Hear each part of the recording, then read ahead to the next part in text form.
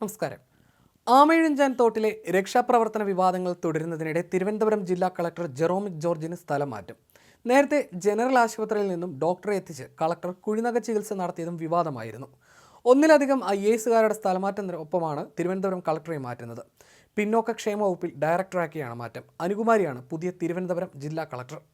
ആമയിഴഞ്ചാൻ തോട്ടിൽ ശുചീകരണ തൊഴിലാളി മരിച്ചതിൽ ഹൈക്കോടതി വിമർശനത്തിന് പിന്നാലെയാണ് ജെറോമിക് ജോർജിനെതിരായ നടപടി. ആമയിഴഞ്ചാൻ തോട്ടിൽ ശുചീകരണത്തിനിറങ്ങിയ തൊഴിലാളി മരിച്ച സംഭവത്തിൽ ഹൈക്കോടതി അമിക്കസ് ക്യൂറിയെ നിയോഗിച്ചു. സംഭവസ്ഥലം സന്ദർശിച്ച് റിപ്പോർട്ട് സമർപ്പിക്കാൻ അമിക്കസ് ക്യൂറിക്ക് കോടതി നിർദ്ദേശം നൽകി. തൊഴിലാളിയായ ജോയി മരിച്ച സംഭവം നിർഭാഗ്യകരമാണെന്ന് പറഞ്ഞ കോടതി മാലിന്യ നീക്കത്തിൽ റെയിൽവേയും കോർപ്പറേഷനും പരസ്പരം പഴിചാരുന്നത് കേൾക്കാനല്ല തങ്ങൾ ഇരിക്കുന്നതെന്നും വ്യക്തമാക്കി. പിന്നാലെയാണ് കളക്ടറെ മാറ്റുന്നത്. നേരത്തെ കുഴിനഖ ചികിത്സാ വിവാദത്തിൽ കളക്ടർ കുടുങ്ങിയിരുന്നു. അന്ന് ഡോക്ടർമാരുടെ സംഘടന കളക്ടർക്കെതിരെ രംഗത്ത് വന്നിരുന്നു.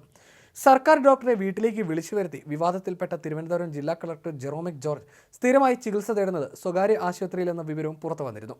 ഈ വർഷം ഇതുവരെ 53,000-ഓളം രൂപയാണ് സ്വകാര്യ ആശുപത്രിയിൽ ചികിത്സ തേടിയതിന് സർക്കാർ അനുവദിച്ചിരിക്കുന്നത്.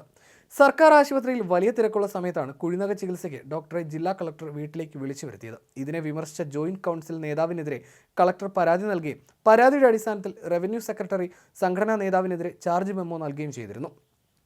അന്നൊന്നും തിരുവനന്തപുരം കളക്ടറെ മാറ്റിയില്ല. എന്നാൽ ആമയിഴഞ്ചാൻ തോട്ടിലെ പ്രതിസന്ധി സർക്കാരിന് വലിയ തിരിച്ചടിയായി.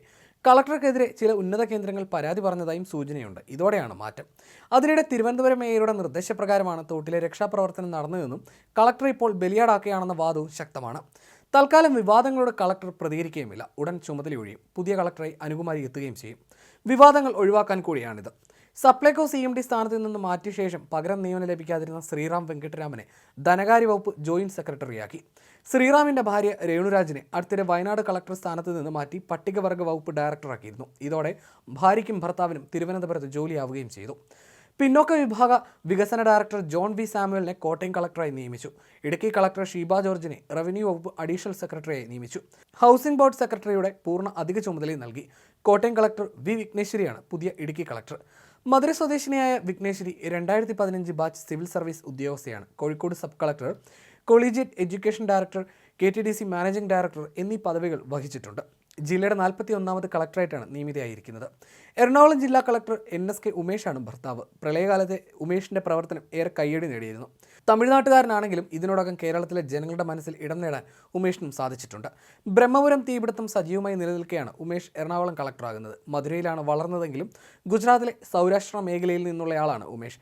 ഉമേഷ് നേരത്തെ ചീഫ് സെക്രട്ടറിയുടെ സ്റ്റാഫ് ഓഫീസറായിരുന്നു. വയനാട് സബ് കളക്ടറായും സേവനമനുഷ്ഠിച്ചിട്ടുണ്ട്. 2015 അന്നത്തെ കോഴിക്കോട് സബ് കളക്ടറും മധുര സ്വദേശിയുമായ വിഘ്നേശ്വരിയുമായിട്ടായിരുന്നു ഉമേഷിന്റെ വിവാഹം. രണ്ടുപേരും വ്യത്യസ്ത ജാതിക്കാരായതിനാലും IAS-കാരായതിനാലും വിവാഹം ഏറെ വാർത്താ പ്രാധാന്യം നേടിയിരുന്നു. തമിഴ്നാട്ടിലെ ജാതിവരിക്കെതിരായ സന്ദേശം കൂടിയായിരുന്നു ഇരുവരുടെയും വിവാഹം.